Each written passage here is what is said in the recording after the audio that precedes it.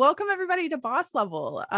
So this is a podcast where we feature conversations with guests who have leveled up, bringing an experience boost to the table. And we have a wonderful, wonderful guest and longtime friend of mine, Miabyte, here today. Yeah, we go back to like what 2017-ish. I don't know. It's like really early. That, 2016. It was really early, like when the first year I started streaming, I think, a little bit before you started streaming. So Mia certainly leveled up recently. So I'm very excited to pick your brain and see how everything's been going for you in your wonderful stream journey. So why don't you start out by telling everybody a little bit about you, what your name is, and you know, how you got. Oh God, we're starting with the big questions. I don't know if I can handle this. What's your name? Easy. What's my name? My name. Hi, everybody. My name is Mia, otherwise known as Miabyte across all the socials and social media and stuff like that.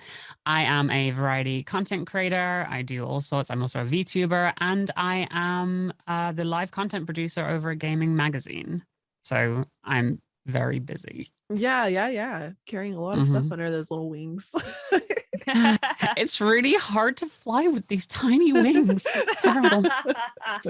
No, Mia, I have to ask. I've known you for a little while now, and I've always kind of wondered where does the bite part from Miabyte come from? Like, what is the history behind that? Oh, what is the history behind that? The history behind that is I tried all the permutations of different names when I was rebranding, and none of them were available. And Miabyte was. So It's I don't know. I was kind of hoping you'd say it was nerdy. something like Reboot. Yeah. You know the series Reboot? I'm aware of the series Reboot. Like Megabyte. Yes. I was like, maybe it's something like that, but no. Okay. No, They promised us a reboot of Reboot, and we never got it. Did. There was. There was like a live action like thing with kids or something, and then they went into like the Reboot world. I heard about this, and apparently it was terrible. So that doesn't sound like the right direction to take that at all. Probably not. I just feel like a show like Reboot, though, this is what, back in the 90s on like Cartoon Network, and it was weird, like we're just now discovering how to do CG kind of tell if you've never seen Reboot. And it was exploring like the internet, quote unquote, with how we understood it back in the 90s. So there's like viruses as bad guys, and it was such an interesting, I don't know. I don't know. We're totally dating ourselves here, by the way. True. Yeah, we really are. I'm so sorry I brought it up. I regret it.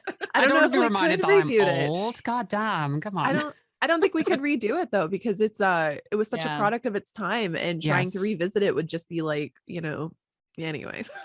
I you know what, nostalgia is like a huge thing for me. I'm constantly thinking about like all the old cartoons I used to watch on Cartoon Network and just the shows and games that I was into back then. What were some of your favorite stuff growing up? Some of your favorite shows and games? So I loved Cartoon Network, like everything on Cartoon Network. I used to watch like Powerpuff Girls, Courage the Cowardly Dog, anything else that they had on there, Ed, Ed and Eddie, you know, all the cartoons. They used to have that block. Let's go. Billy and Mandy. Oh my God, there's so much. There's too much. The Grim Adventures of Billy and Mandy is so good. Yeah. Yes. Nostalgia's a big thing for me. So I have to. I'm so sorry. I have to ask. Go for it. You mentioned cartoons, but like, what is the big nostalgia thing for you as far as video games go? Because I think we all have at least one, right? That's like the one thing that we remember from our childhood. I mean, my history with video games has been long and arduous. No, I've always kind of been around video games growing up in my household. I mean, my youngest memories, like we had an NES in the house, we had an Atari 7800, we had an Amiga PC. These are all my dad's. My dad is like a huge geeky nerd. Oh, cool. And he had all this stuff, and I think he just had it to have it because he never used it. It was always the kids that were using it. So, but I remember like playing Super Mario Brothers, original Super Mario Brothers on the NES. And then for a while, video games kind of just disappeared from my life. So a lot of my memories are linked to getting back into video games. And I got a secondhand PlayStation for Christmas. And the first game I got for it was Final Fantasy VII. I knew it was going to be a Final Fantasy game. Nice.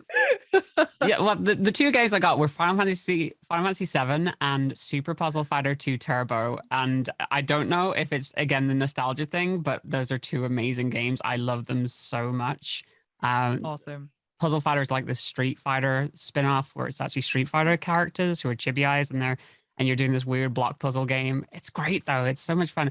And it's getting a re-release this year, apparently on Switch. So I found that out the other day and I was like so hyped. Literally.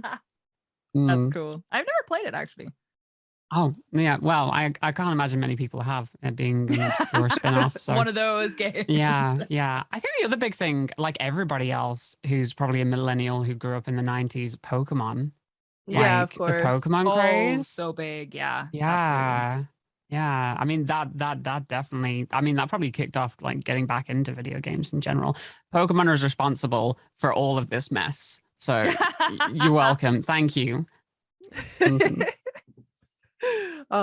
So we do have you here on the Boss Level podcast. So what do you think that phrase means to you? What is it to be boss level? Oh, I hate this question. I really I love this question. This is my favorite answer. I listen to the podcast and I've listened to like everybody else's answers and they're so succinct and cool and amazing. Like the last what guest, does it mean to you to like what does it mean to me?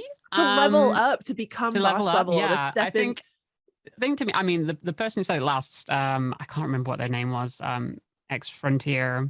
Dr. K. Ross. Yeah, astrophysicist. Yeah, amazing. Mm-hmm. They said it was like you're not playing anybody else's game, I think. Yeah, it was a really cool answer. That was a very, very good answer. And I can't top that, but I will go with, I think it's getting to that point of like repetition and just doing your thing over and over again where you've mastered it. And you're there, you know exactly what you're doing mostly, but you have the confidence to at least push forward and you can say that, listen, I'm the boss here. You got that muscle memory. Like I think about it in terms of like a video game, like you hit the boss level, you've already mastered those skills. You know exactly how to dodge and roll. Dark Souls though, you're about to get beat down 80 times before you actually like win. Being boss level is literally going up against a Dark Souls boss over and over and over again and finally getting to the point where you've mastered it. You know all the moves, you know exactly what to do in those situations. But it doesn't mean so. you're gonna win. Exactly. And that's true, right? That's true. Yeah. Honestly, I think it's always about like taking risks, isn't it? I feel like one of the biggest things for me and what's changed in my career is like learning to take more risks, like in general. For the longest time, like dealing with, I deal with a lot of anxiety. I'm not going to trauma dump on you, but I deal with a lot of anxiety. I deal with like a lot of fear about things. And for the longest time, I would like constantly like step back from opportunities and stuff. And I think it was only when I just started saying like potentially yes to stuff that things just started going in a positive direction. So yeah, it's like that's genuinely something we've actually talked about together fairly recently was, haha, that's my secret. I'm always nervous. So I'm going to very selfishly ask you a question. And that is with the fact, because look, I'll be fair, I'll give an answer too, because I think this is a really selfish question. But whenever you talk about like, you know, anxiety when it comes to taking on opportunities and, you know, doing things that are maybe a little bit out of your comfort zone, how do you generally deal with that anxiety? How do you overcome it? Because I know it's really hard. Internal screaming mostly. No, I mean, like my brain is, I'm so scatterbrained that I'll say yes to something and I'll forget about it until the last minute. So it's usually like last minute panic, just like getting onto this podcast today and then just dealing with it, just going with the flow, you know, like it's just don't think about it until it happens. That's funny. I was gonna say, like going back to the Dark Souls boss thing, I remember I got stuck on a Ornstein and Smo for our gamers in the audience. But I got stuck on a specific set of bosses from that game and I gave up for 6 months and I thought I would never revisit it because it took me 50, 60, 70 tries and I'm like, I'm done. I'm done. I'm quitting. And then I came back to it like 6 months later and beat it in like the second try, I think, but it was like stepping away from something that was making me like so angry and frustrated. And I also think like by not try 50, but like try 10, try 20.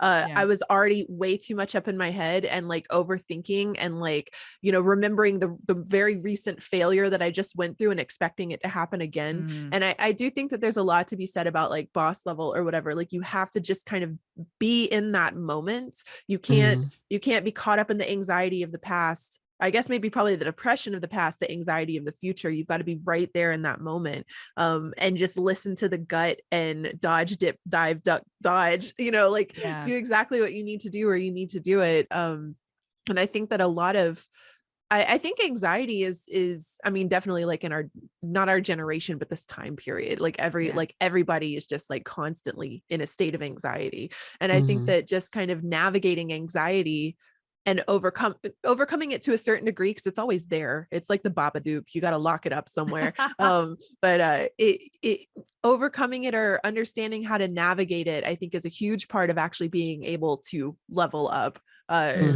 kind of keeping it in your pocket somewhere. I don't know, It's organizing it in a way.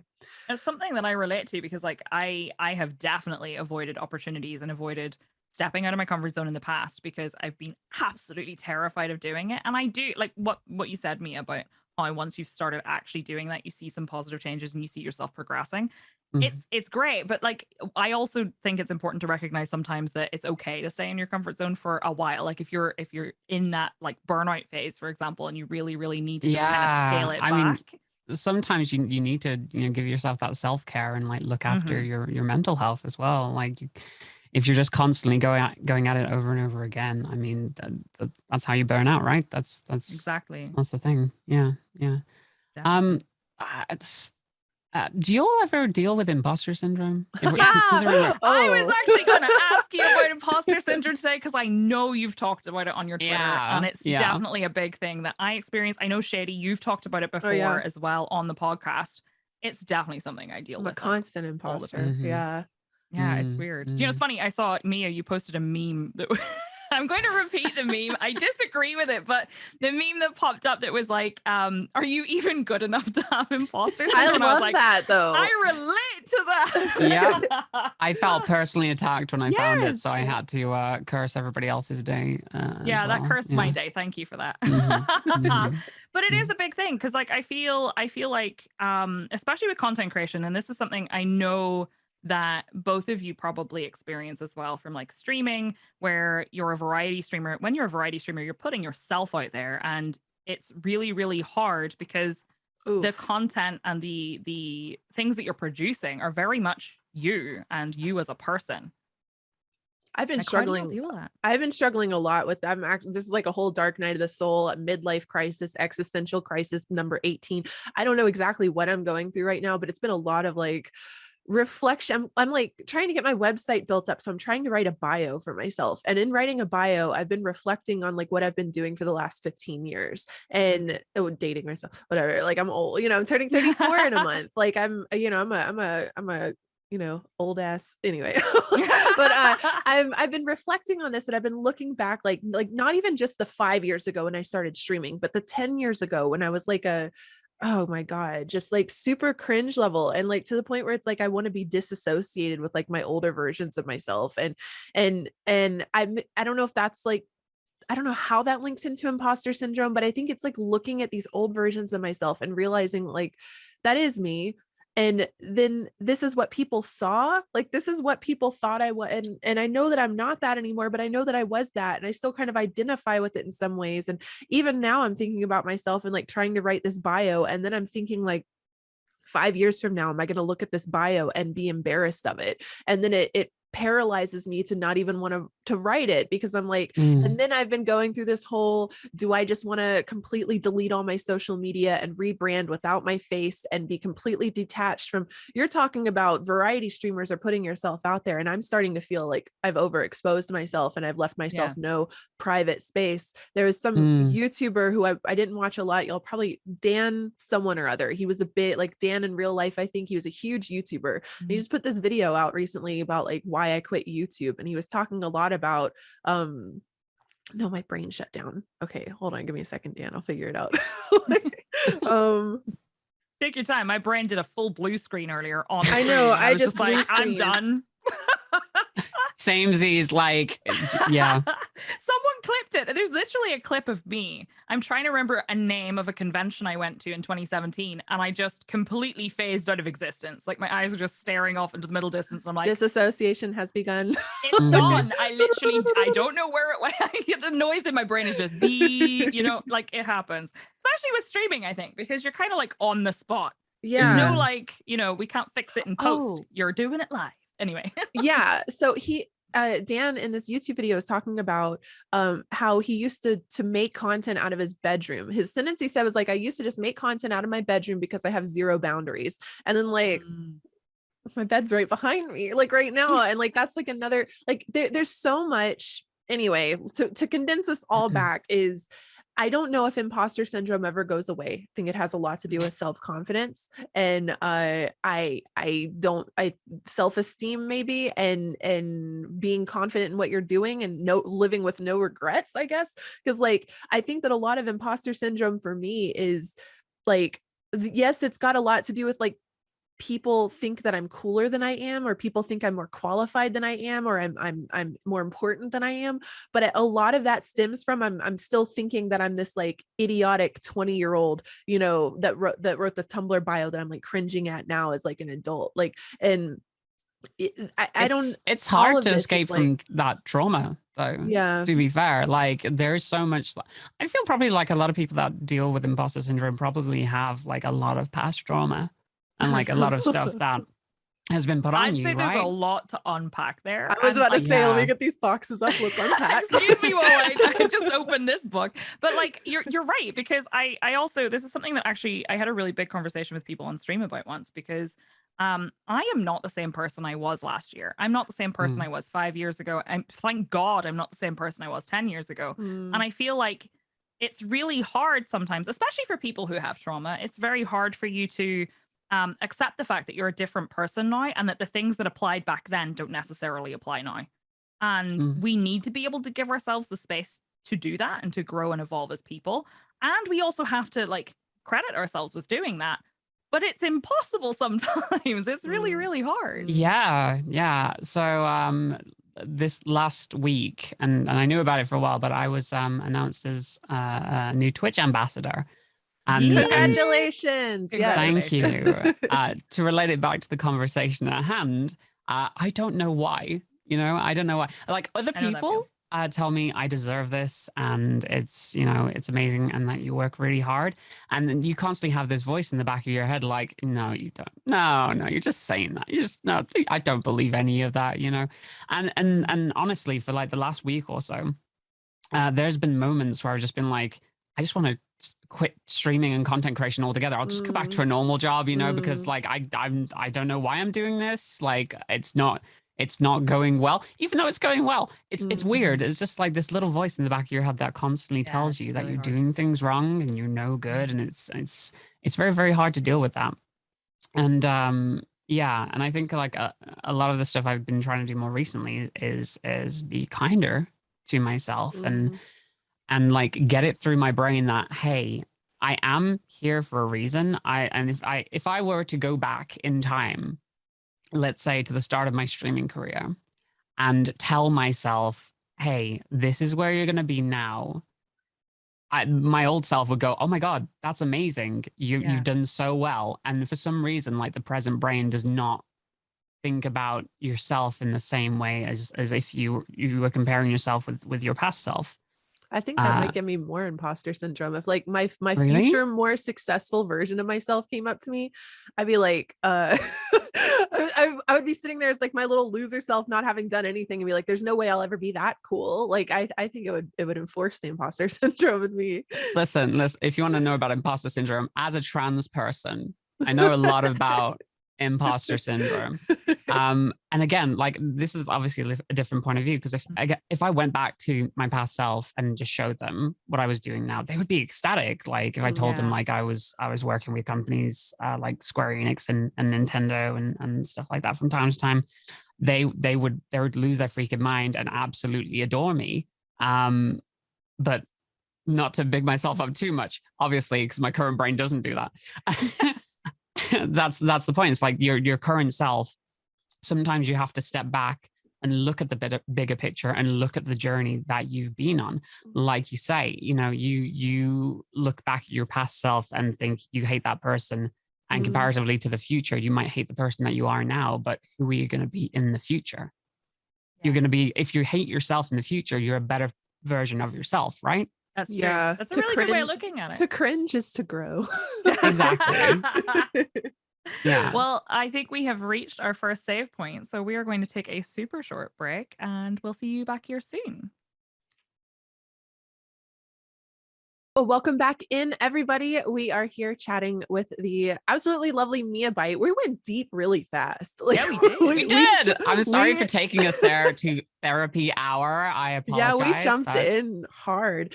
No, it's great though. Like, but I think that like I'm also like happy to encourage the conversation because I've been, like I said, in like a dark night of the soul kind of, who am I? Like kind of moment. So I'm definitely big brain, but let's maybe pull back a little bit and come back into your journey because we've touched on quite a few things in your journey. So you've mentioned that you're a transgender streamer. You've mentioned that you've recently hit Twitch ambassador. So there's a lot of different things I think we could start to unpack there. But let's maybe start with, how did you get started streaming? What did you have anything in your background that created the initiative to go into streaming, or are you from a completely different background? Okay. All right. God, this is such a long story. But I'll go into it. Okay, so lifelong love of video games, obviously. And I never really knew what to do with myself, like growing up and in school and stuff. So I went into media production. I did media production at college and media studies. And then I went and did film production in university. I graduated with honors. And then after that, I kind of just couldn't find any work. Like I got like the highest degree and I couldn't find anything. So I started working in a video game store. And Nice. that was an experience, and that's another story for another day. But that was about 3 years of working in a video game store before I told them to stick it. And because I got invited out to go to Los Angeles, work on a very, very micro budget feature film that turned out to be terrible. So I did 2 months in Los Angeles and then 6 months in China working post production. Wow. And then my life sort of fell apart, which was amazing.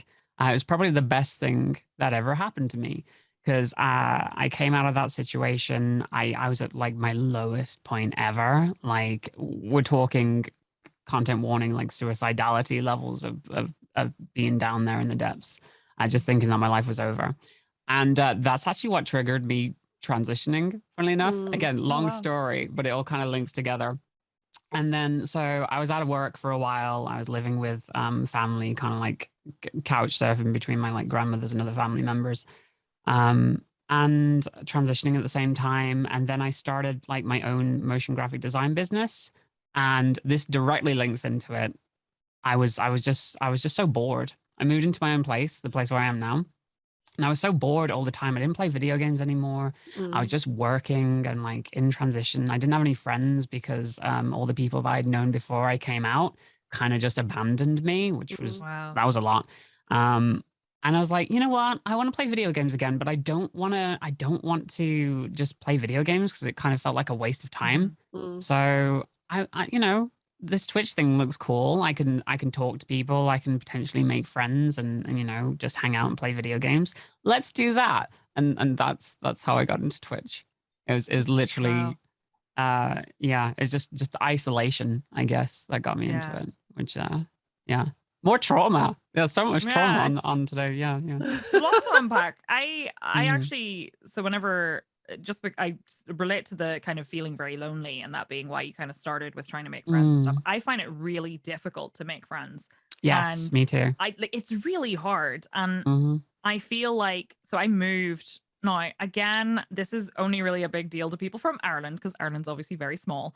I moved what was for me very far from one side of the country to the other. But for like Americans, for example, it was probably just down the road. But I moved like 2 hours away. So like to me, that was a big deal. It was the first time I'd moved out of my parents' house.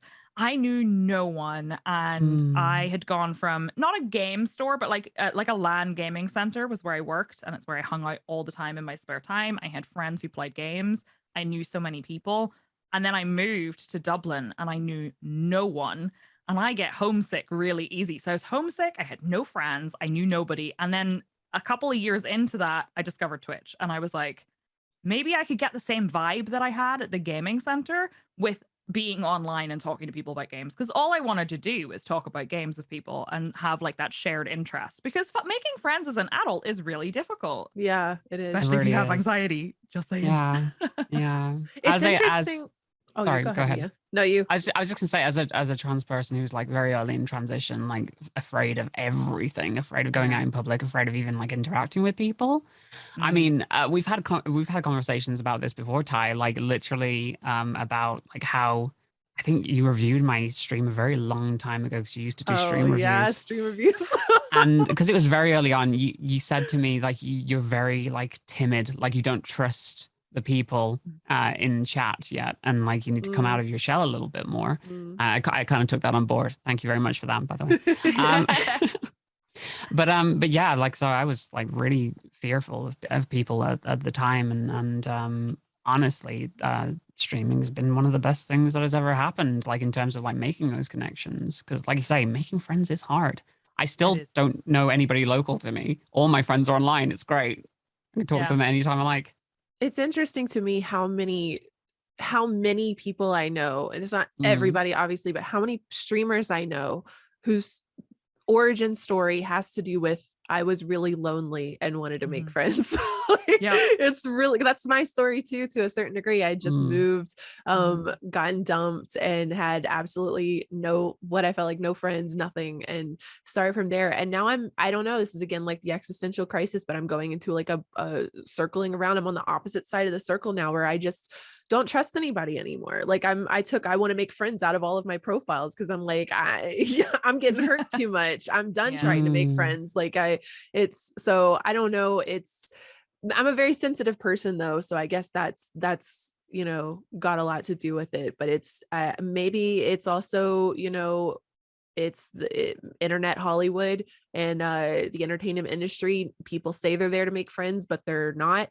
And it's really hard to navigate who is authentic and who isn't, and who's just trying to use you and who's not. And it's been who are the clout chasers who are just there to use, abuse, and then move on to somebody else to leech off. And beyond like the like clout chasing or whatever is like part of it, but there's also just like our communities in general are also just not everybody. I'm cynical right now. Let me say I'm coming from a cynical, jaded perspective, but there's a lot of people that just want to take everything that you could possibly offer, and it's still not enough, and just take and take and take and take and take, and you're just like completely sucked dry on the floor, and people are still like, okay, but wait, where's mine? Like, you gave them something, I want something, and you're like, I'm dying, and they're like, but I still want something. Like I laugh because I know what you mean, and it's something I have a really bad habit of when something, it makes me think, wow, that's really bad, and I agree. I laugh at it, and then people are like, why are you laughing at it? It's not funny. I'm like, because I relate. I get it. Like I feel like that's something that comes up a lot as well, because there's a bunch of streamers that I know who maybe on the side of like, oh, I would really like to make friends, but I don't know how, and it's really hard. And they're also at the very same time feeling very exposed, because again, you're putting yourself out there, and it's really, really tricky to kind of set the boundaries and kind of find where the comfortable spot is for you, where you're not feeling like you're constantly just exposed to lots of people. Yeah. Okay. Sorry, was there a question in there? Sorry. No, it's like, that was just a comment. That was just me making a comment on the state of things. Yeah. God. Okay. Sobering, isn't it? Very sobering. Yeah. A lot of it. We're having a heavy conversation for sure. Yeah. I think here's the thing though, like good people can get hurt so easily, because when you are that kind of person that does give and like is there for people and is constantly like helping out, there are people that will take advantage of that situation, especially like, and the unfortunate thing is like sometimes they do seem to be the ones who prevail. And it does sometimes feel like the people who dick each other over are the ones that get a little bit further. I was just having that conversation. I was like, do I sell out? Do I just go? It's working for these people, so why am I not doing it? Like, why am I still trying to play by the like good rules or whatever? Like, well, what I would say is like, stick with the only thing. To me, I can't see myself being anything other than a good person. Again, not to self-aggrandize. But I just can't be that way around people. And at this point, it's like I could start being a dick. I could start trying to make like false connections and like start using people for clout and stuff like that. But that doesn't speak to my heart. That's not me. And again, I feel like if you're just yourself and you're giving and you just do your thing, but just keep yourself safe in a way. Yeah.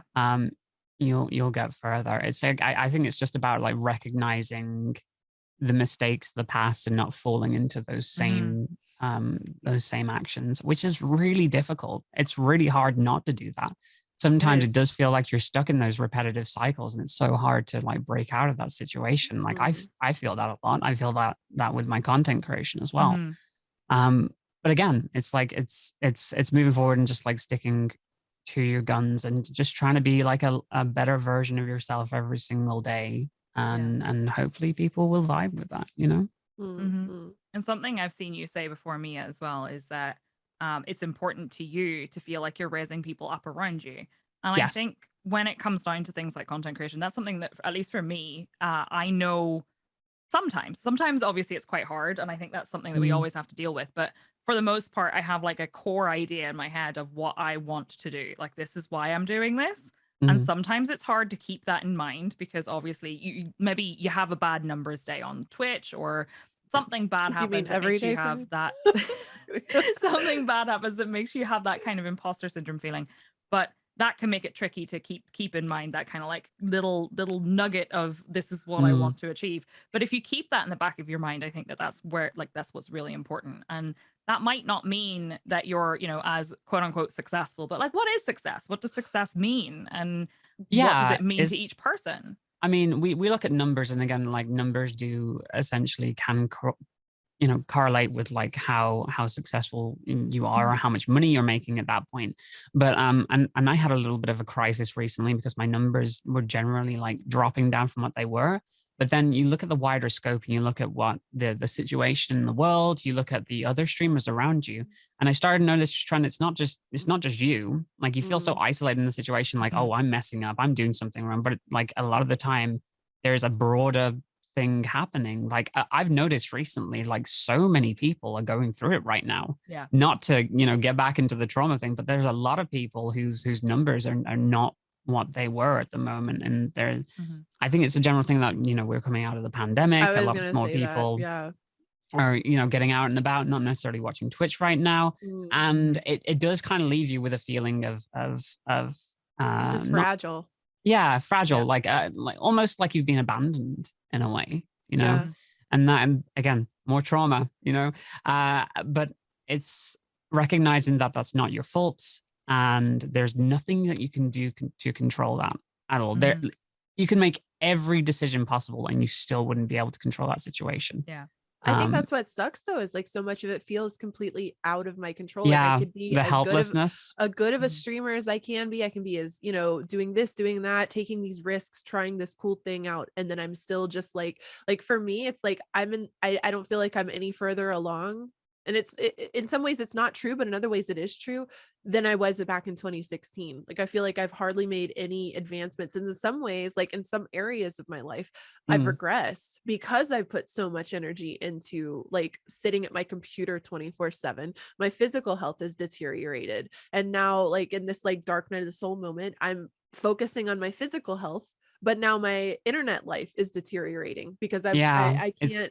Really difficult to find that balance. Listen, look, coming from me, I don't have like a physical life right now. I'm right there with you. Don't even worry about it. Like this last week, I had to do something every single day, and I did not get a day off, and that's probably why I'm sick right now, to be fair. But with the whole ambassador thing and like the role now at gaming, it's left very little time to do anything else, and it's really frustrating because like that time is also a major factor too, because like I'd love to be doing stuff like editing like 5 TikToks to go up every day, or you know, like making content specifically for this platform over here, but there's just not the time for it. And again, that can send you spiraling. It can get you into those moods, but again, not that I'm trying to act like a therapist here, but remembering that it's only temporary. And you will pull yourself out of that situation. Like, for instance, Ty, I know for a fact that every year that you get the seasonal stuff. Yeah, but it's just not stopped. That yeah, I'm like, it's May and I still have seasonal depression right now. What is going on? Like my here's the thing though, away. Like everyone's depressed right now. Again, laughing because I relate. Yeah, it's not funny. It's just what else can I do? It's hilarious. I mean, to get real for a second, we're living post-pandemic. There's essentially a crisis in terms of like money in the world. The ongoing stuff in Ukraine. That's had a huge effect on, I think, people's mental health. Like these last couple of years, it's just been like slam after slam after slam, and it feels like it doesn't stop. Yeah, and there's just like this collective like feeling of helplessness right now. Yeah, and so for you to say I should be out of it by now, like I'm looking around and I'm seeing a lot of other people who are in very similar situations, and it's like, listen, if you weren't feeling down right now, what the hell is wrong with you? You know? Yeah. True. Yeah. You know what? It's really interesting because we're talking about this and it's kind of in a really weird and probably odd, not good way. It's kind of feeding my soul a little bit because I feel like it's very easy to feel like, oh, it's just me. I'm the only person who's going through this and this really sucks. And that actually super isolating. So hearing the experiences of other people and knowing that there are other people out there who are going through that kind of feeling just like you are is actually kind of reassuring in a way. Like, no, we shouldn't be feeling that way, but it's nice to know that I'm not the only one. That makes sense. I mean, like, again, I'll repeat what I said. If people weren't feeling some kind of like hurt or harm or worry right now over the current situation or the past couple of years, like I would very much question then they're probably the mental CEO health of a giant corporation. Yeah, maybe. Ooh, there it is. True. The billionaires keep doing their thing, but yeah. It's true though. You know what? This is kind of, I'm not going to go into detail on it because again, I feel like this is only really relevant to a very small number of people, but it's something I've noticed even on my streams recently with the current global situation is really like there's so much stuff going on. There's so many new and terrifying and sometimes depressing things happening. And then in my own life, for example, we have like on recording day, so this will have already happened by the time the episode goes out today, is election day. So in Northern Ireland, I voted this morning, and me too. Without going into detail, Northern Ireland's political situation is very, very complicated, and that can be really stressful. And then having to go on a stream and people are like, oh, why are you stressed? I'm just like, I'm fine. Everything's fine. Nobody understands what's going on, but that's okay. Well, and then on top of that is like streamers. This is something that I'm also really like, I mean, there's like, there's so many things happening right now. And I'm also not going to get into detail, but there's so many things that are just every other day. There's something new that's just like insane. And there's this pressure as someone with a quote platform that I have to make some kind of groundbreaking, earth-shattering, like forward moving statement that like changes everything. But then I don't want to, I don't know how to explain it, but it's, I mean, I don't want I completely target, you know what I mean, of making those statements and then having people come to attack you and fight and argue and then on top of that, there's also like I can think of times in the past where like a football player will make some kind of statement and then everyone's like, shut up and play ball, like that's what you're supposed to do. And it's to say like, shut up and play video games, you're not here to make statements. But then if you don't make a statement, you're getting in trouble with a different group of people, and it's just like, what do I do? I don't want to do anything. It does seem like it's a no-win scenario. I mean, like it's really up to you and your mental health and figuring out what you can handle at any given time. And it might be selfish to like, it might seem selfish, shall I say, to think like that. But you got to remember that at the end of the day, as much as we can care about the people around us, and I incredibly care about the people around me, my friends, general people, you know, but as far as I'm concerned, I come first. My mental health comes first. Everything else is secondary. Like if I'm not having a good day and I want to lie in bed all day, I'm going to lie in bed all day, you know, like everything else goes out the window. If you're not focused on making yourself whole and healthy, then everything else is just going to suffer in regards to that. So you could make those statements, but is it going to make you feel better? I don't necessarily think so. Not me. Well, I Um, noticed think- that I think it would definitely be had to worse. like cut myself off from consuming certain types of content. Like, Mm. I can't remember exactly what it was, but there was something that came up that I do feel very, very strongly about. I don't remember what it was. I just remember thinking to myself, I feel like I should do something about this. And I think it's really important that we can do that and that we use our platform for good. But at the Yeah. same time, there are times when consuming the content, you making a statement isn't necessarily going to do anything to fix the situation. It's just going to make you feel worse. And if that's the case, why are you really doing it? And it's hard to find that and draw that line. Peer pressure. Yeah, Well, yeah, no, that's- yeah. I mean, there is this overwhelming pressure as well that you have to be part of the conversation, otherwise you're going to be Yeah. left behind. And like you have to, it's Or essentially it's keeping villainized up. in some way. Yeah, it's keeping up appearances, isn't it? It's like Yeah, I for have sure. to have, everybody has to have a take. That's what social media is. Everybody Mhm. has to have a take. Everybody has to give their 2 cents. I mean, I could go off on how much I hate streamer Twitter in Oh, general. don't get me started. It is a Don't nightmare. get me started. Streamer Twitter is terrible. It's so It's awful.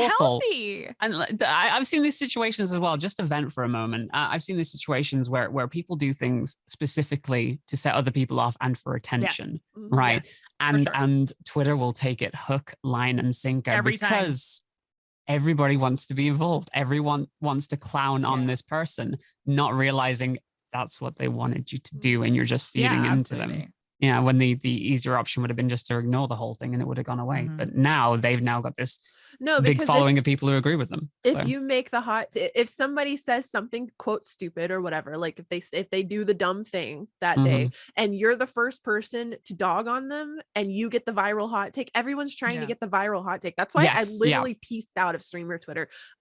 I'm done with it. it I'm is absolutely a done with it's a it. fight to get to the top. It's rats in a bucket. That's what streamer Twitter It's is. not I've just- never heard that phrase before. Sorry. I always heard crabs in a bucket, but I love Maybe where that's both. it. You as know soon what? as one Could be. little critter's trying to make their way out of the bucket, the Mm. rest of them grab it and drag it back in, because you can't get out if I can't get out. And I don't think it's just quote unquote streamer Twitter. I've seen it in a bunch of other niches that I've experienced on Twitter as well. I think it's just Twitter. Yeah, no, I think you're right. I really think you're right. Wait, because that's- the controversial take. Twitter is It's a just hellhole. Twitter. It's bad. I Maybe? actually did. I don't saw know. somebody say, no, it's not that everybody disagrees with you. It's that the Twitter algorithm is showing you things that are literally in opposition of your views Yeah. to keep you engaged. And Yeah. negativity, it just keeps it going, right? It's incredibly worrying just in general, and we're getting like really far away from I whatever know, topic we I started on. know, like- Yeah. What It is feels like a great time to take a super short break, and then we'll bring it right back on in, okay? All right, welcome back, everybody, to Doom and Gloom podcast. I'm just kidding. The chaos We're- cast. Chaos This is the chaos theory. cast. We're Yeah. rebranding. Where we talk about anything and everything, but it all has to involve trauma in some way. Yes. That's But yeah, what this cast is. Well, I do want to ask you about your career a little bit. So we're talking a lot about the stress and the pressure and dealing with humans, which is a lot of what we're doing as content creators and streamers, and all of the different ins and outs, the imposter syndrome, the peer pressure, the need to take hot takes, and also navigating the global crises that are constantly like hitting us in the face every other day. All of that being said, all of this like hard stuff being said, you've had some huge swings and strides. And like I said at the start of the episode, I've known you for 5 or 6 years now, and seeing your evolution over the last couple of years has been incredible. And especially over the last like 2 years, there's been so many like rapid, I mean, you started up on gaming magazine podcasts, which I'd love to talk to you about or ask you about. You've hit Twitch ambassador recently. You were Warframe partner. And you are there's another one that I was gonna say, you transitioned in VTubing. So Yes, I did. Yeah. the VTubing thing I think will be a very very interesting to chat about too. But maybe I'll start there because like that's the first one that popped a question into my head. But what's a little bit about your thought process behind why you transitioned into VTubing and how this has impacted your content or maybe even your mental health and how you go about creating. Oh well, funny answer to this. It involves trauma. No, I'm kidding. Yeah.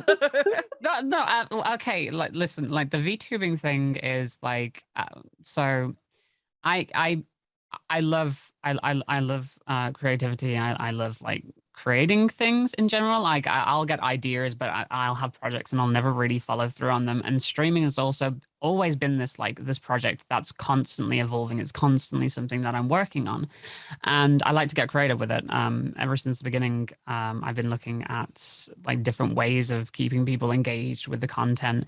And I wanted to do something different and a little bit weird, and I came up with this little character called Ubot, which was essentially just a tip jar with eyes, like anime eyes. It was like an iMac. It's like an old iMac G3 PC, like those thick ass ones with the translucent colors on them, and cool.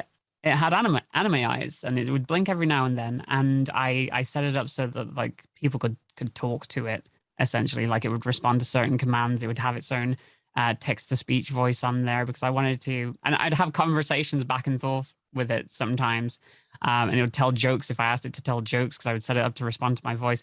Like I wanted to do something different and weird, because I'm very weird. That is me in a nutshell. And eventually I saw an opportunity when VTubing started coming around of saying, listen, I'm going to take a step back, and I'm going to let the character that I created, who's been in the background of like every single stream, just come forward and do their thing. And that's what the VTubing is now. It's the OC that kind of grew out of that. It's Uchan, the personification of this weird little tip jar that just turned into an actual character. Yeah, so Uchan, or Murasaki Uchan, is a potentially homicidal trans-dimensional AI who may or may not want to take over the world. And just AI things. Yeah, just AI things, you know, and they're and you know, it didn't start out like that. Again, it started out as like a little tip jar, and eventually it's like adding these little things over time, these garnishes to it, that actually turn it into like a fully formed character. And in terms of like me saying, okay, VTubing is really cool, it's kicking off, everybody seems to love it to death, and I have this perfect avenue to go down in a pre-existing character that I can already bring into it. The reality of the situation is, not only is it cool, but I didn't want to put on makeup every single stream. Honestly, vibe. Yeah. It's like my content was starting to feel like stale and repetitive, and like there was nothing really fresh going on at the time. So again, I feel like that's why I always treat streaming as a project, like something to be built upon. It's that I want to keep doing things that keep it fresh. And to me, like VTubing is so different and like weird. I mean, it's pretty much mainstream at this point now, because so many people are doing it. But at the time, it's like, yo, this is just an interesting direction, and I can be somebody else for a day, which is kind of cool. But while still retaining myself and like kind of like my personality, there are things that character will do that I wouldn't necessarily do, like threaten people in chat, allegedly. But you know, I wouldn't do that myself. That's what I think is so cool about VTubing. And for any listeners who are like uninitiated, VTubing is like a virtual character on screen, so you don't actually have to be on screen, but it's tracked with your webcam, so it moves and blinks and opens its mouth. It's like a virtual puppet is a nice way of saying it, probably. But, there's like a lot of freedom that comes from being able to express yourself like that, and also a lot of fun, because it's essentially role playing. Can be. Some people are just themselves, but there's a lot of really fun role play. See, that's the other thing as well. It's like I've always like been a non-theater kid. So I've always been like the kind of kid that's like I would have gotten into acting, but like I never really got the push. And like in the area where we grew up, I think I had a couple of drama classes, and it was like an option to take that and pursue it, but I never did. But I was always like, it'd be cool. I did voices all the time. I do all these little funny voices, and the idea of like role playing and playing characters and just like escaping into little fantasy worlds is very appealing to somebody who's trans. Let's just say that, like being somebody else for a day, and that's I'm really, really disappointed in myself that I never actually pursued that. I mean, at this point now, if I had more time, I was actually studying to get into voice acting last year, and then Pride Month happened, and then since then it's been nonstop. So I want to get back into that, but I just love this idea of like of acting and telling stories and creating characters, and VTubing is the perfect way of doing that. I mean, I constructed a whole like weird little lore video around my character, and it actually delayed the debut. A debut, by the way, is when a VTuber first shows off their model for the first time. The first stream will be called a debut stream. And because I wanted to make it special, I worked on a lore video that I used my old motion graphic design skills, and it took me several months with an artist to actually put this really cool little video together, and completely delayed what was originally supposed to be, I think, October last year to like January this year. So yeah, I get very passionate about the things that I'm passionate about, and unfortunately, I'm also kind of a perfectionist as well, which is not tough very combo. It's a very tough combination. Yeah. Also, I don't finish projects, which is another tough combination. Yeah, but I've been reading a lot about that lately, and that has a lot to do with perfectionism, because once you start to reach the end of the project, it might not look like what you imagined it to be. And so because it's not going to be as perfect as you imagine, you say, never mind, I'm not gonna finish it then. That is the issue that I have with writing, actually. It's like I've tried to get into writing, but I'm, as somebody that is kind of a perfectionist that wants things to be awesome, I can't deal with it being bad. I want it to be good the first time. Don't even talk to me. Like, have you ever taken part in National Novel Writing Month? I literally asked about this in the last episode I was on. Yeah. So I took part in it nearly every year since 2010, and I finished it a couple of times. But I recently decided to revisit one of the stories. In fact, the first story I ever wrote for NaNoWriMo was like 2010. And I decided to revisit the idea. And I knew what I wrote was awful. I finished it, but it was awful, because that's the point. You're supposed to write the words, get the words out, and edit it later, right? You have to hit the word target. And for anyone who doesn't know, it basically means you have to write a novel of 50,000 words or more in 1 month in November. And it's hard. But I decided to revisit it, and I started reading like the first page of what I wrote in 2010. I was like, oh no, absolutely not. It's the worst. It's really tough. Yeah, but that was 12 years ago. I know. And again, I was a different person. I was younger. I was cringe. That's like me going back to my old, it's been like 2010, 2011 era stuff. And I'm just like, ew, how did I have any friends? Like, what?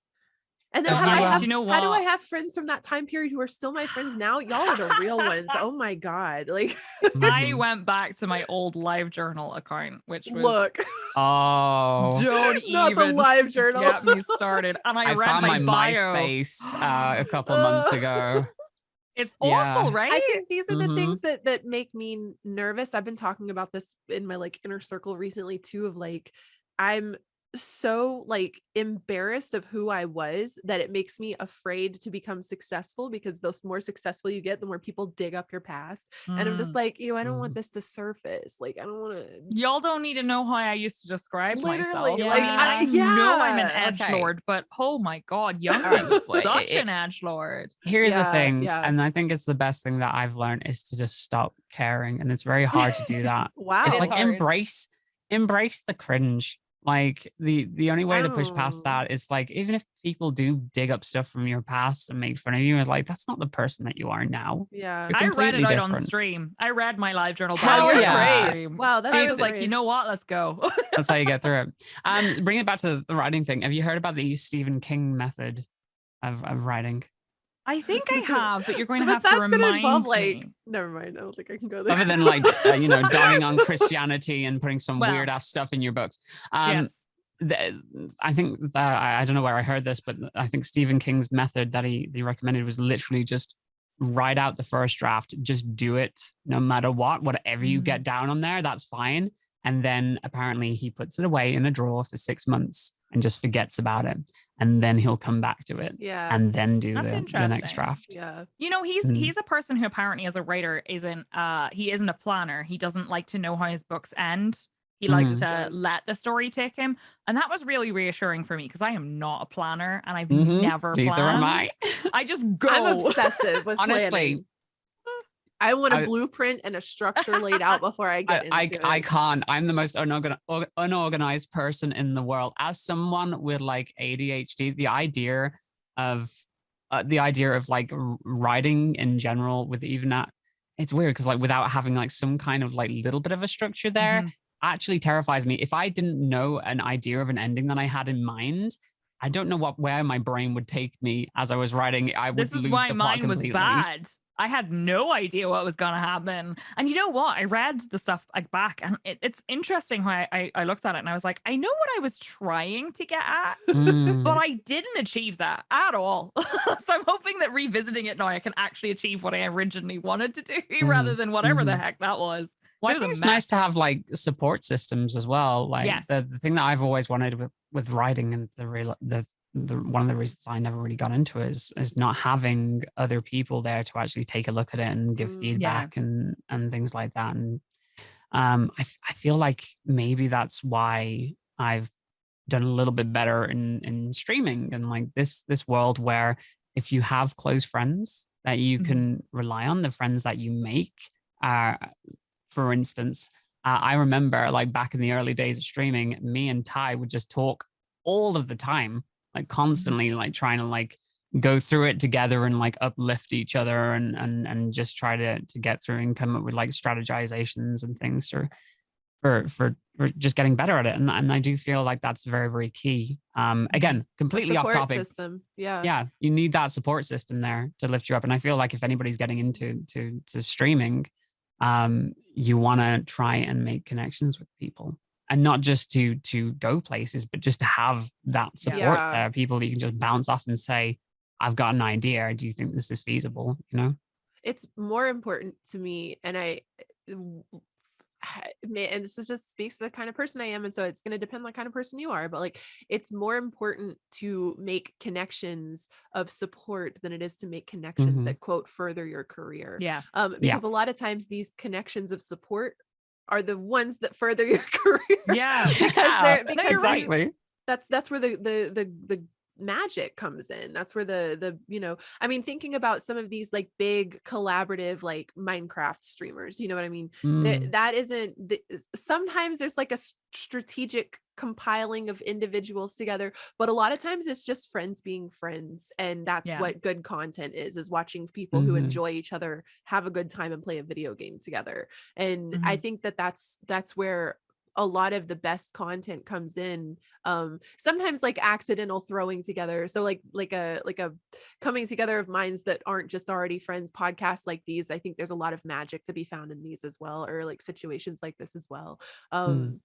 But I think that's like where some of my bitter, jaded energy is coming from, is a lot of times I go into interactions with people thinking, oh, we're friends, and then I'm dropped 2 weeks later because they're friends with someone who has twice the following that I have, and they're not getting anything from me anymore. So, and that's the kind of thing where it makes me feel like I can't trust anybody. And then I probably even start to pour that energy into genuine connections that I've now become untrusting of because I'm so many, you know what I mean? Just for strong things. No, you know what? Something that Mia mentioned earlier, actually, with relation to like kind of having that support network and stuff. I have recently, shout out to my friend Robbie, if she's listening. I have recently started basically like an accountability buddy system type thing, which I think kind of ties into Shady, your kind of like the study evenings that you do, where you kind of like people come work along with you, co-working and stuff, that kind of thing's really helpful. So we kind of made this agreement. We've set up is it Notion? Is that what it's called? Notion board? The note taker. Yeah. And we've got like a shared board where we kind of like talk about the things that we want to achieve that week. She streams as well, but she does art, whereas I would write and stream. And we kind of talk about the things we want to do and bounce ideas off each other. And I actually think that can be really, really helpful. Just having somebody who kind of understands the space that you're in. And the reason that the two of you, or if it's a group maybe, are kind of like working together or talking together or hanging out or whatever, is to hold each other accountable, but also just support each other. And then it's not about like mutual gain necessarily, but you are gaining something from that relationship, right? Because Yeah. like, friendship Yeah. is a net gain, right? Hopefully Sorry, it that was should really be. cheesy. Yeah, it should be in that game. Yeah. Yeah. Unless like one of you just stops talking to the other one because you got far too busy, and then lots of other stuff like completely took over, and you just stop connecting with the people around you.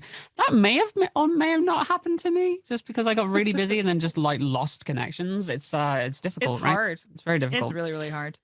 Yeah, and it's odd as well. Like you have to feel like everybody's kind of like going through their own thing, as we've talked about before. And with the anxiety stuff that I was talking about in the past, it's like I'll get ideas sometimes. Like for a while, I had this idea in my head that like one of my friends just hated me for no reason. Like because they got very, very successful and they got very busy.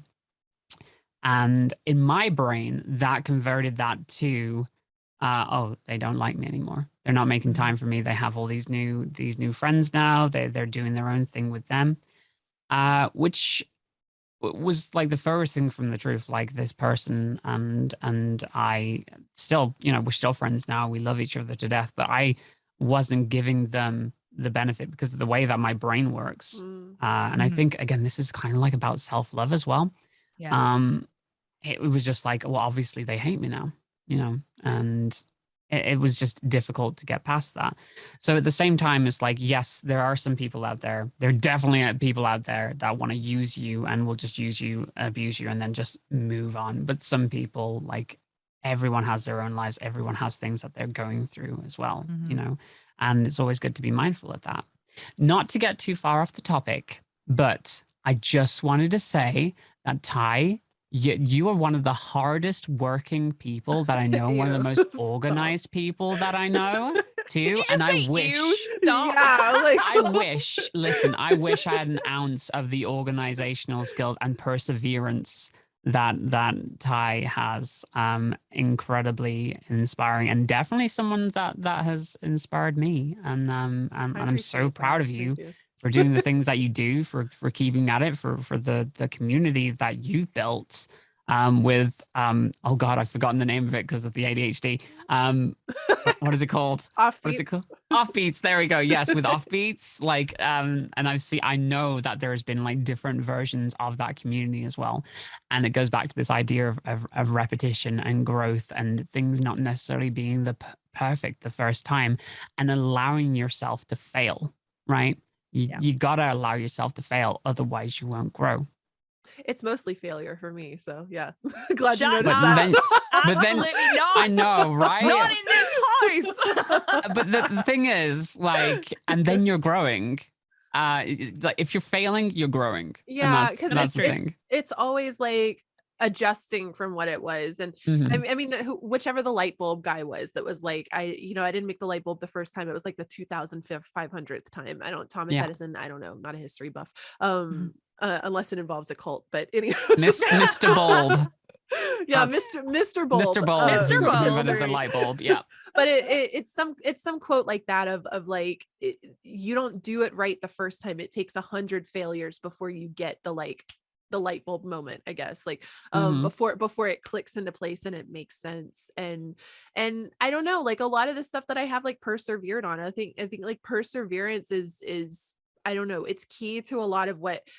Otherwise I wouldn't be doing this anymore. Like I would have given up back in 2016, 2017, but like there's been so many, I'm in another moment of it, of why am I still doing this? Like, why not just try something? I mean, I literally like was walking around the lake the other day and they're opening a crepe shop and it had a now hiring sign. And I was like, like, maybe I'll just go work at the crepe shop. Like I'm in such a strange, and I go through and I don't know if this has something to do with self-sabotage as well, where like things could go well, or and then you just kind of like derail yourself, or I'm such a like.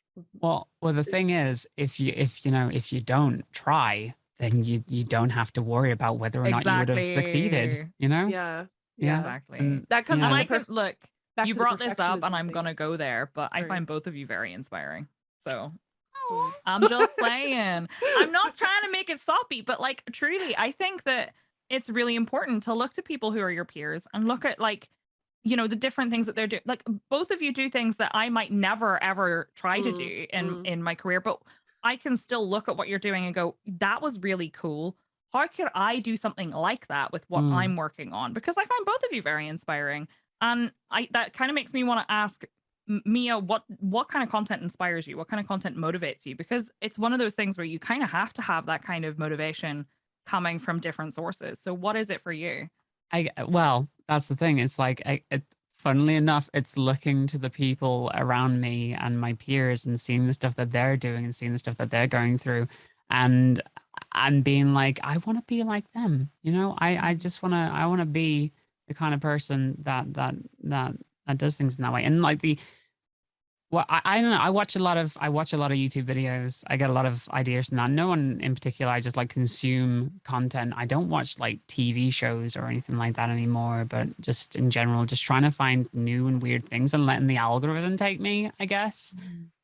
Recently it's what's been inspiring me is letting myself get out there a little bit more and actually like start using Twitch like I would have when I started streaming.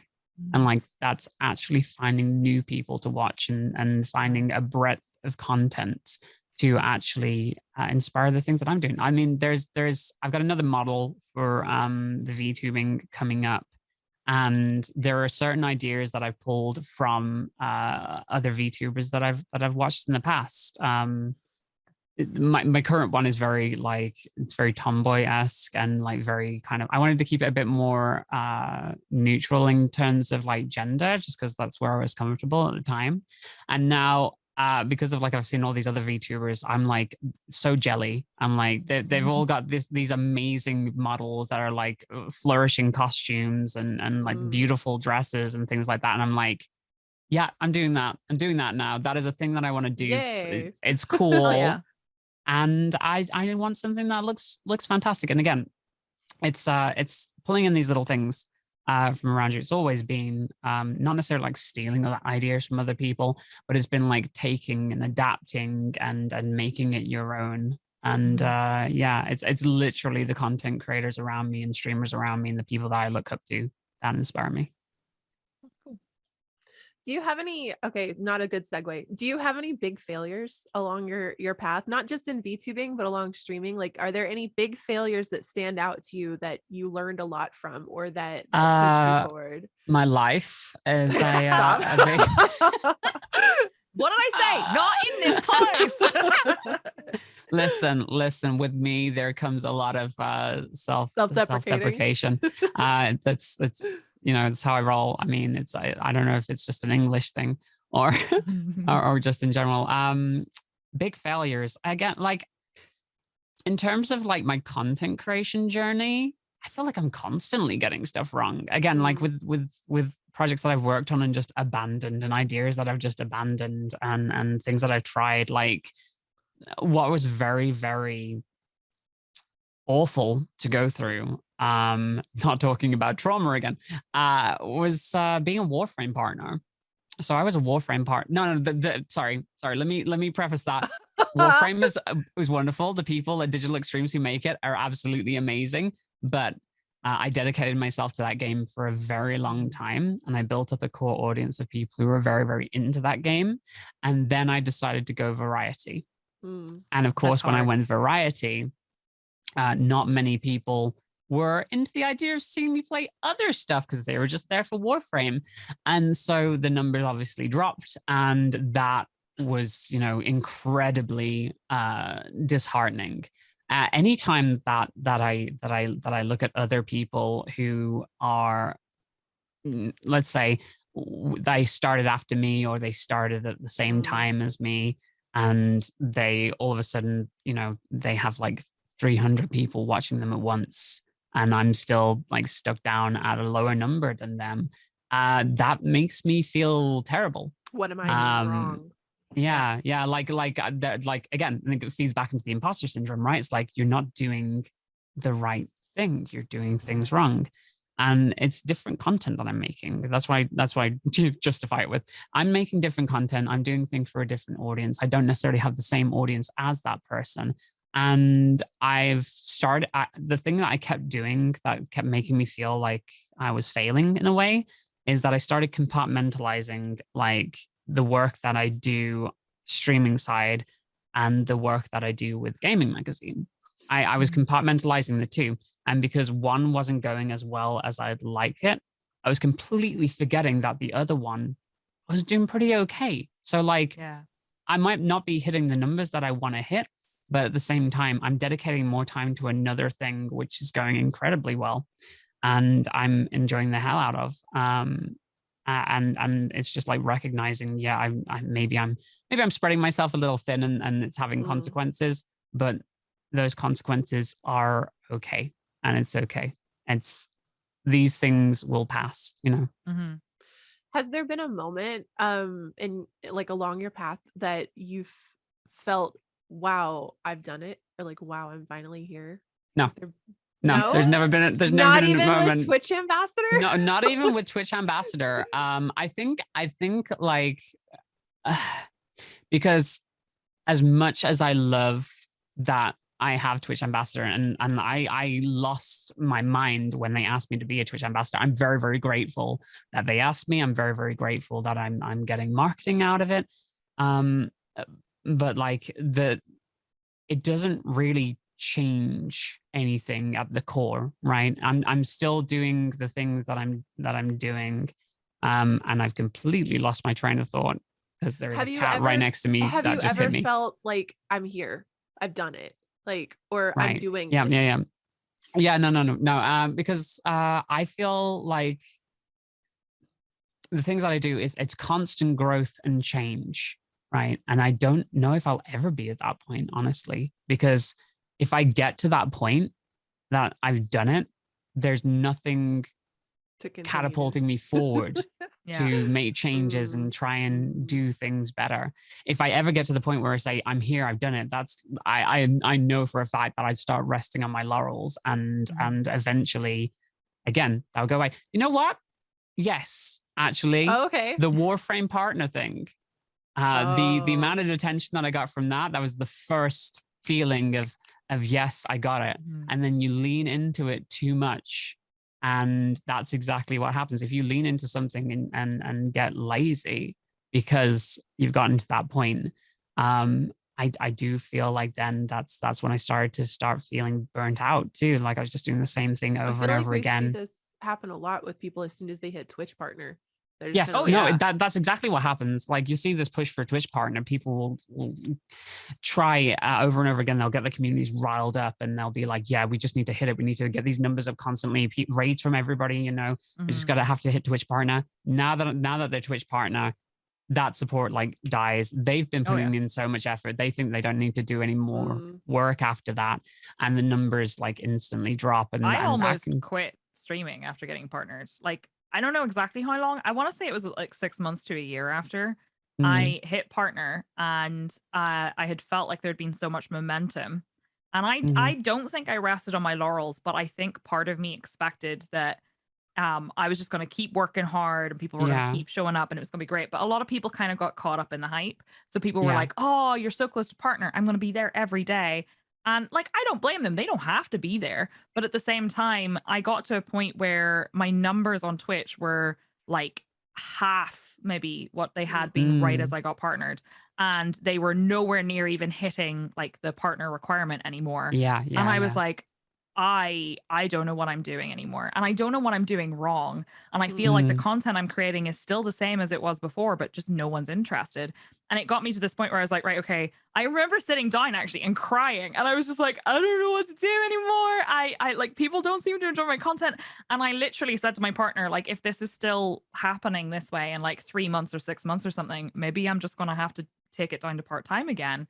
And it wasn't about the money or anything. It was about the fact that I felt like I had achieved something and then it had kind of like gone way backwards. Yes. And I was like, I don't know what to do anymore. That like, imposter I need to keep going. Yes. Really hard too. Yeah. Oh yeah, absolutely. I was like, I clearly didn't deserve to get partnered. Do you know what I mean? And that's obviously silly, but like, I don't know if you both feel this way, but like I actually sat down and had a really frank conversation with my partner one day because he said to me, like, when are you going to be happy? When are you going to be satisfied with what you've achieved? And I was like, never.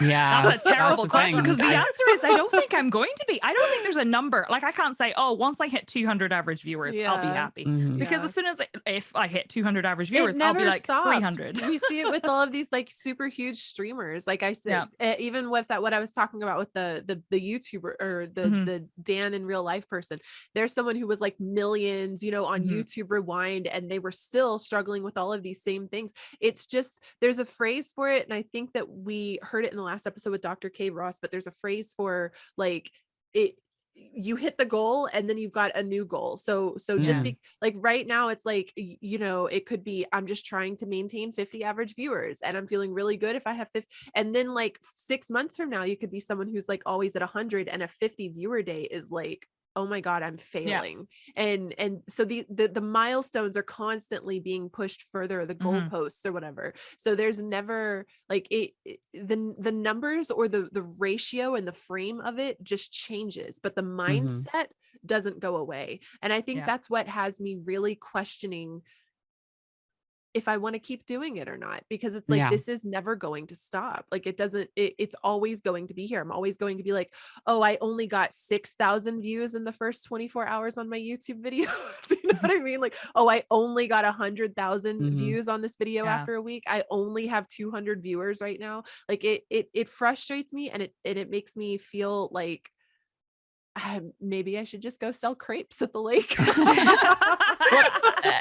I've decided I want to become a witch in a bog. I don't want anything to do anymore. The thing is, like, and I've been trying to wrap my head around it, because like I'm again, I just hit Twitch ambassador, and now I'm left with this idea that, okay, what do I want to strive for now? I've quote unquote made it in general. For like the ideals that I set out was like, okay, I want to hit partner. Okay, now I want to hit Twitch ambassador. And now I'm like, okay, what now?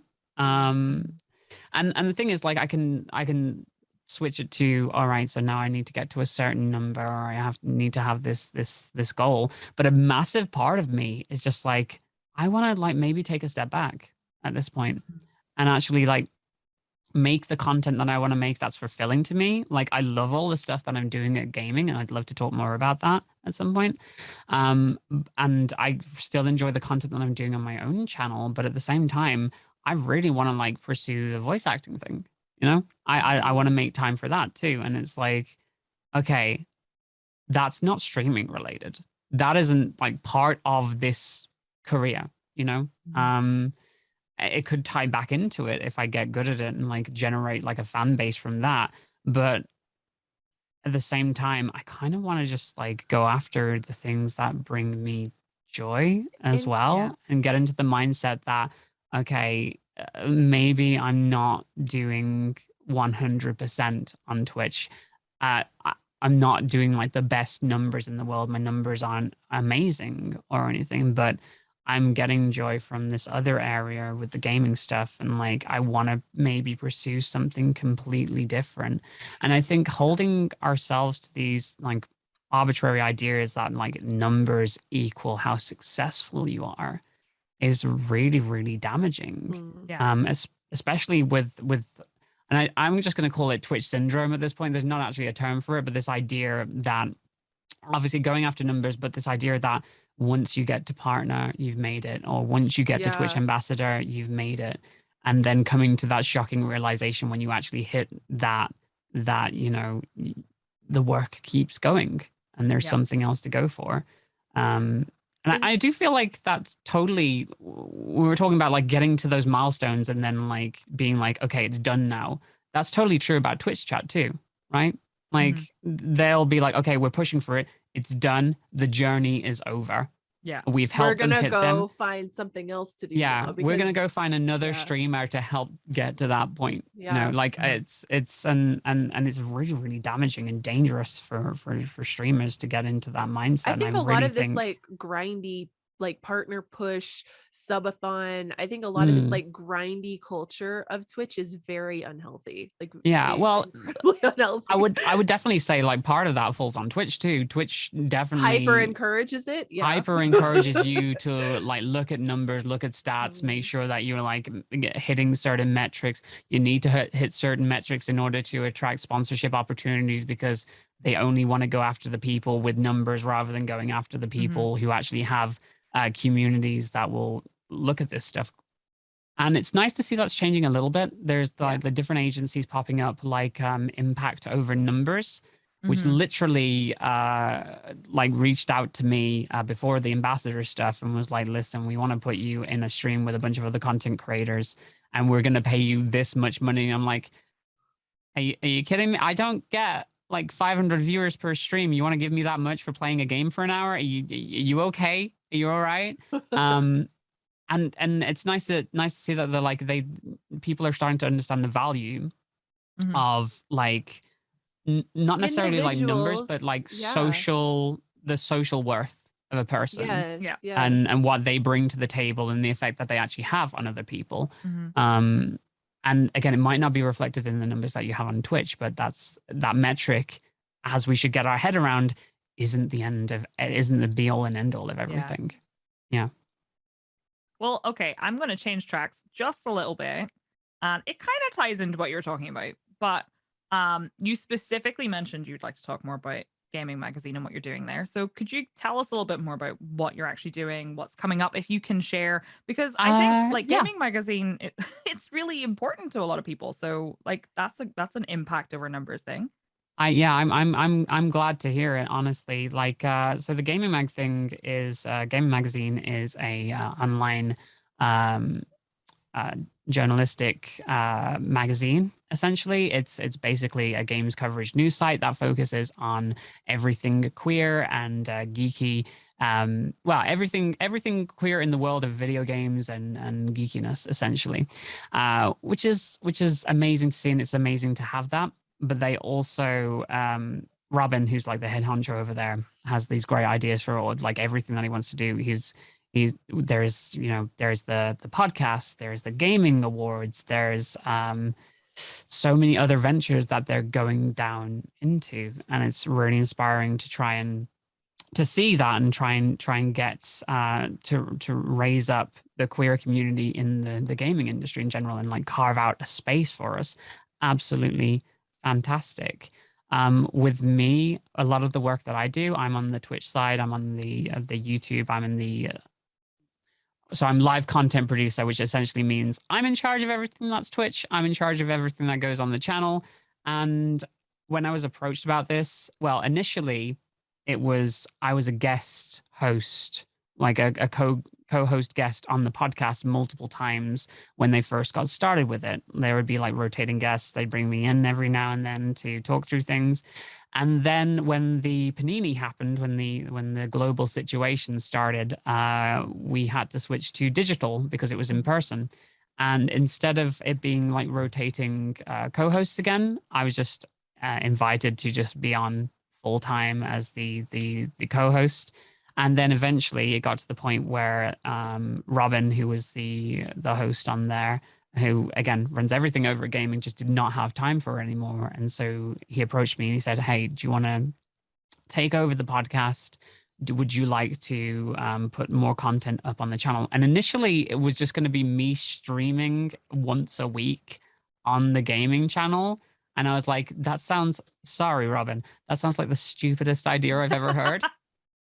Not only will it cannibalize my audience, but it's not really bringing anything to the table. And a lot of what I do, again, is trying to uplift the people around me. So I thought, well, let's do something a little bit different. Let's get queer streamers onto a show and just play video games together. And we started a new show called Let's Go Gaming. And it was really important to me that I just find queer content creators, people in the community, and I literally just let them get together and be themselves authentically, not have to worry about, it's a show, I have to talk about myself, I have to sell myself. Just exist in a space where queer creators can be themselves with other people and just play video games. Or, well, so far we've played video games, but it could be anything. We could like do a cooking stream or a challenge or a quiz or something like that. I've got ideas for the future. But it was really important to me. Is like I just want people to see others because it's not about me.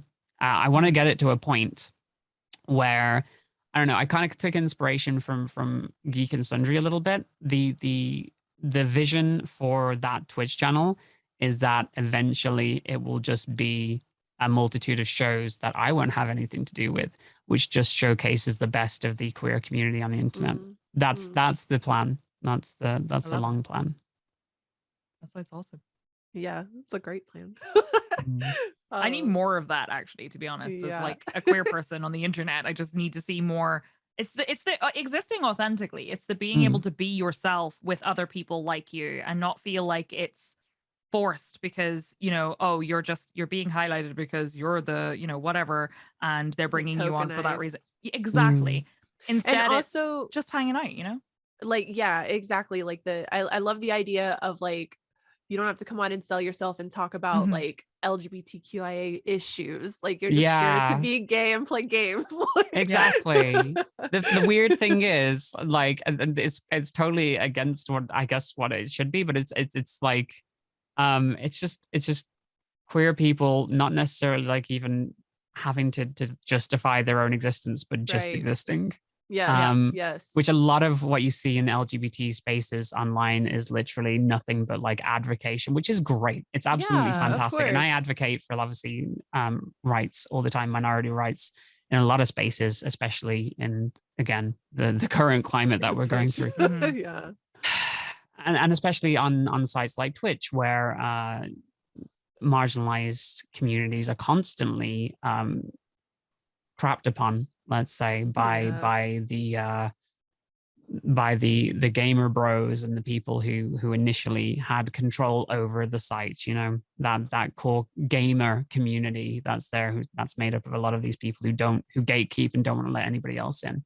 So it's incredibly important to have that advocacy, and we do that on the podcast as well. We'll talk about issues and stuff, but again, it's nice just to see people existing in a space and being themselves without having to worry about anything else. It also takes away like a certain maybe reputation or connotation that minorities in any form, like women or people of color or queer people, where it's like all we're associated with at a certain point is the advocacy. And so there's a reputation or a connotation that comes along that like, oh, they're just going to shout and scream and yell again. Instead of just seeing us in our normal state, they're only seeing us when we're passionate about, like advocating for ourselves. Yeah, it's one of the things I really, really hate about online interactions is that everybody already has a preconceived notion of what the other person is or is going to say or is about.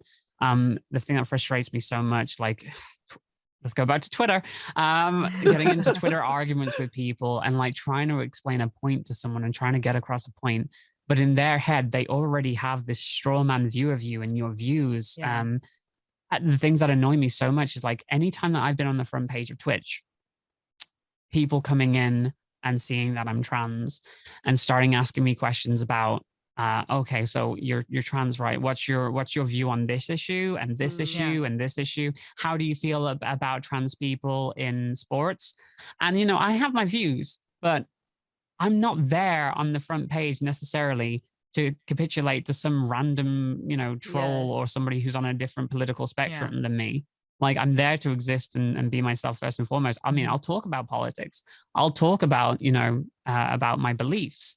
But at the end of the day, I want to exist as me first, and just be without having these expectations put upon me by everybody else. And just like I'm saying, it's nice to have a space just to do that and provide that for other people. And it's been so gratifying to get to hang out with so many wonderful content creators just existing in the space too. It's again, that's what inspires me, bringing these people on, seeing how they interact with each other, how they talk about their communities and the things that they do. I don't know if you probably had the same kind of experience, but being on the gaming podcast, and you can probably relate, is like having all these guests on and just being in awe of the things that they've gone through and the things that they've done, and just getting like super inspired by them and being, so, oh my like, God, mind expanding. It's like I'm getting to have exactly. conversations that I don't have on a normal basis. I'm getting to see things from a different Mm-hmm. perspective, in a very comfortable space too at the same time. And we're like, we have like similar motivations, or like maybe like a vision for what's going to happen in this hour or two. And we're just here to vibe in the moment. And this is, you know, a way that I haven't gotten to spend my time in ever. So it's like a one of a kind moment, and mind expanding. And also I think like it helps a lot with like Psyche mentioned at the start of the episode. It makes you feel less isolated, hearing that other people are going through some of the similar struggles that you are, even if they're in such different like experiences or expressions of that kind of moment, you know. Absolutely, yeah. So I am conscious that we have been talking for a very long time. For a long time. I've been enjoying it so very much. But before we do get to a point where we have to think about wrapping up, I do have a question for you. And it's one that you asked me when I was a guest on the Gaming Mag podcast. So I'm turning it back on you, Mia. Okay. All right. It's not too tricky. It's not quick fire questions, is it? No, I don't think I'm not I doing quick fire. Okay. So for anyone who has not listened to the Gaming Magazine podcast, first of all, fix that. It's on Twitch. It's great. It's on is it every other Sunday? It's every other Sunday at 9 p.m. UK time. Yeah. Perfect. So they do quick fire questions. I promise I'm not going to do that. But you did ask me if I had any advice for someone who was LGBTQIA+ and was trying to get into content creation. What kind of advice would I give? So I'm going to turn that question back on you, because I don't think I've ever asked you that. I don't think you have ever asked me that. I don't think many people have actually ever asked me that. And I don't think I've ever really thought about an answer. But let's roll with it and see what we come up with. I would say, again, let's go back to learn to take chances and learn not to be afraid of just doing things. Be yourself unashamedly. If you're trying to get into content creation, be yourself, and the people who like what you do will find you. And form connections. That's the main thing. We touched on it.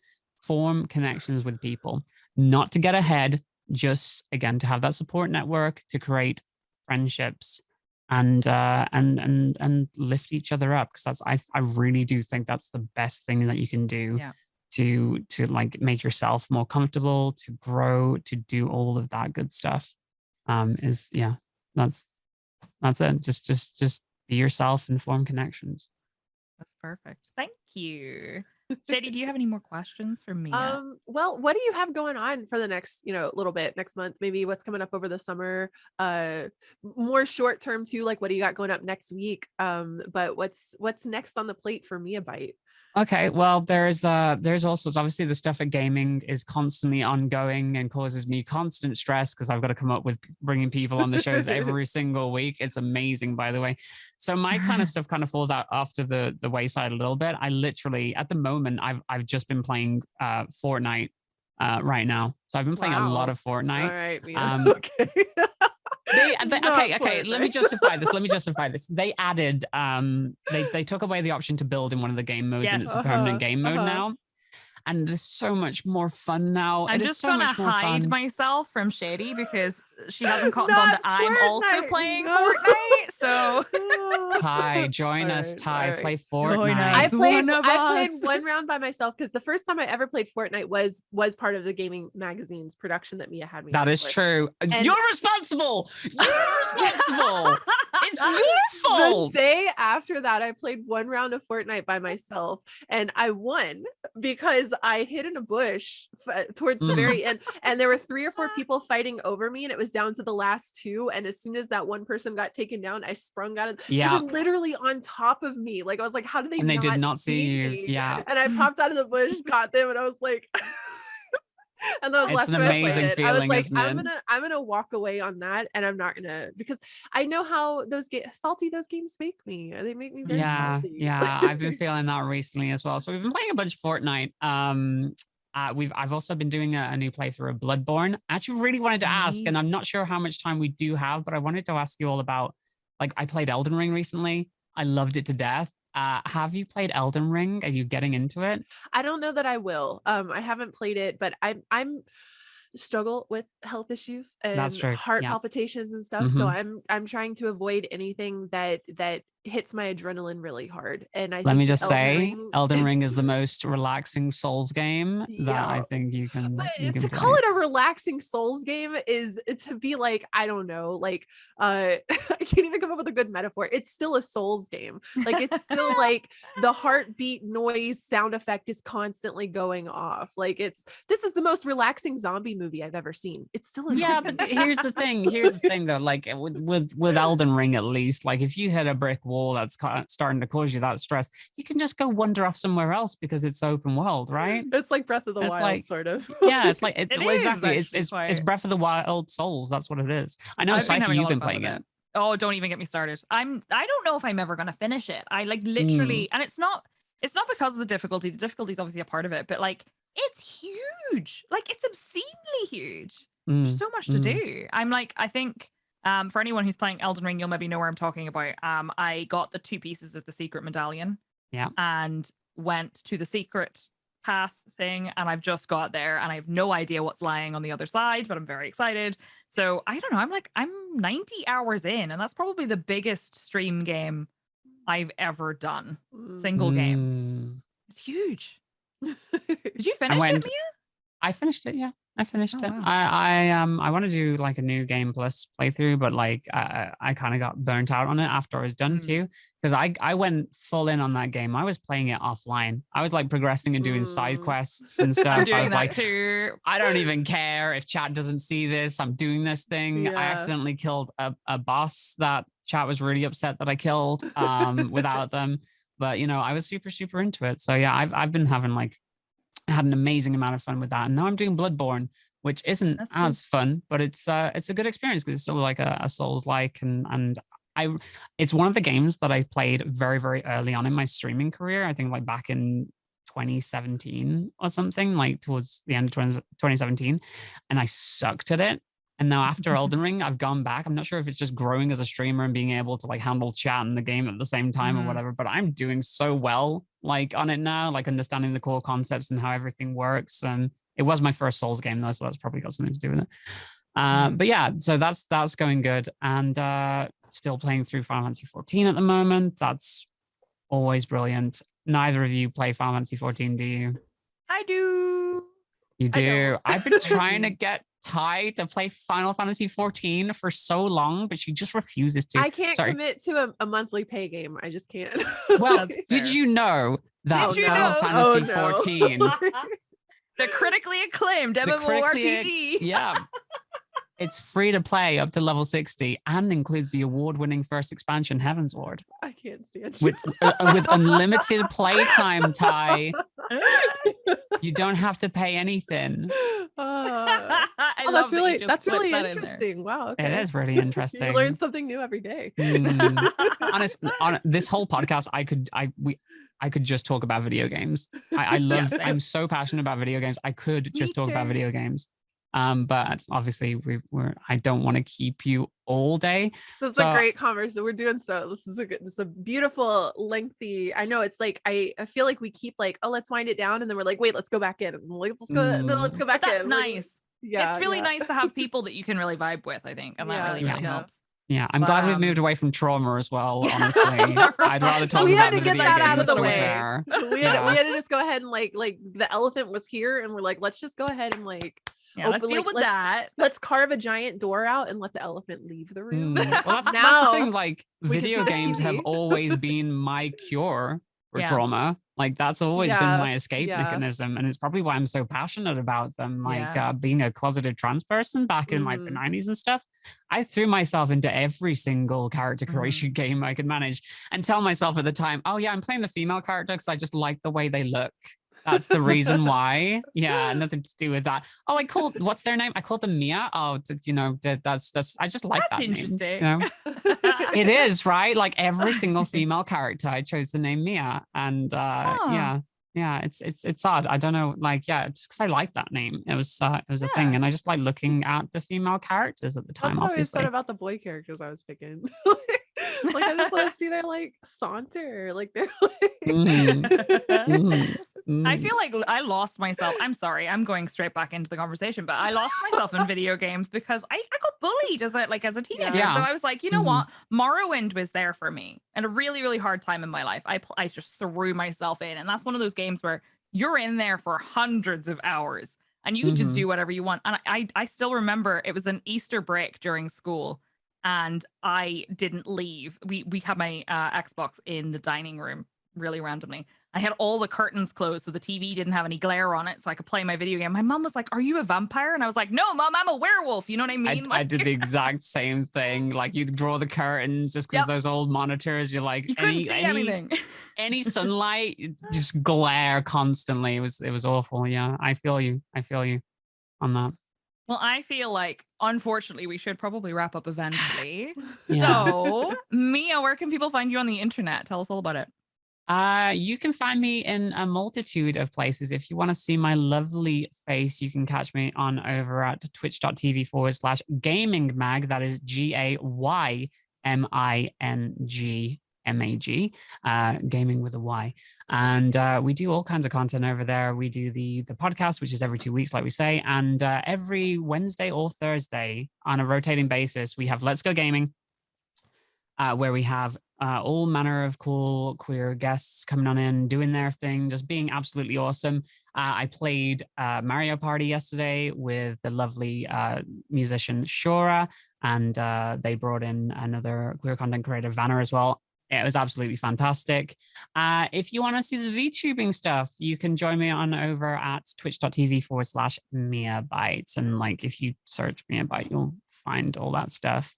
We might even eventually do an anime reading of Tommy Wiseau's The Room. Oh my god. Oh my god. No I know way. a bunch of voice actor friends. It's something that's being kicked around. So I'm not sure when that's happening, but when it does eventually happen, and it's going to be amazing. That's very cool. Shady, what have you got going on and where can people find you? I'm I guess still on like kind of a break right now. I don't know. I'm gearing up. That's what I would say. Like I've recently gotten like some new equipment. I have a second mic now. So I'm gonna be trying to move a little bit more into like an ASMR realm with the Midnight Study Sesh, like esoteric deep dive research streams I've been doing. I'm really working on my website. I think I'm gonna move a little bit more heavily into blogging, and running like a website, kind of a Wikipedia space. And then Twitch and YouTube are still going to be part of it, but I'm kind of still trying to find my identity. I'm sick of feeling trapped in boxes, and I keep putting myself in boxes, and so it's all over the place. HeyShadyLady.com. Hey Shady Lady. Oh, you go. Sorry, I tell you what, you know, you could say your URLs in a second. I'm really looking forward to our Fortnite collaboration stream. Stop it. Amazing. It's going to be great. I'm in. Let's go. Let's do it. The three of us.